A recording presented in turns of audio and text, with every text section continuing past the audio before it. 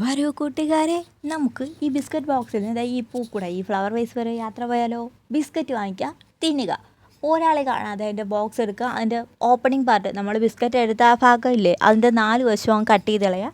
അധികം കട്ടിയില്ല കാർഡ്ബോർഡ് എടുത്ത് എന്ത് ചെയ്യുക, അതിൻ്റെ ഫസ്റ്റ് ലെയർ പില്ല് ചെയ്ത് കളയണം.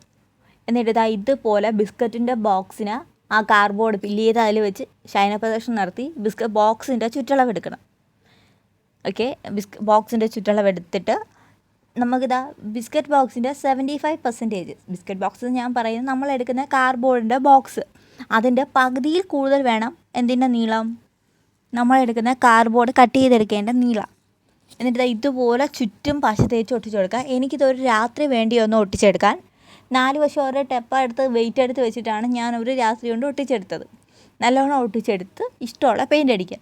ഞാനിത് പിൻട്രസ്റ്റിൽ കണ്ടപ്പോൾ ഈ ഗോൾഡൻ്റെ സ്ഥലത്ത് എന്തായിരുന്നു, വൈറ്റ് ആയിരുന്നു. വൈറ്റ് ആൻഡ് ബ്ലാക്ക് ആയിരുന്നു. എൻ്റെ കയ്യിൽ വൈറ്റ് ഇല്ലാത്തതുകൊണ്ട് ഞാൻ ഗോൾഡൻ അടിച്ചു. വൈറ്റ് ആയിരിക്കും കൂടുതൽ ഭംഗി. നമ്മൾ എവിടെ വെച്ചാലും ഒരു എലഗൻ ലുക്ക് വൈറ്റിന്.